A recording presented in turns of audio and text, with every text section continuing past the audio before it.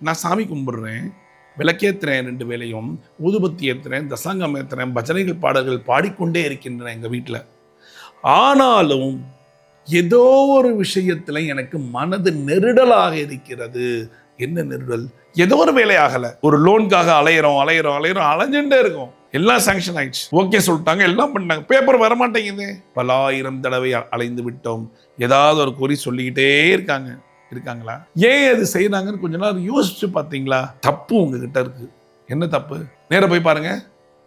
ராத்திரி வேலை நீங்க எல்லாம் சாப்பிட்டு போட்டுக்கிட்டு எல்லாம் அப்படியே போய் தூங்கிடுறீங்க.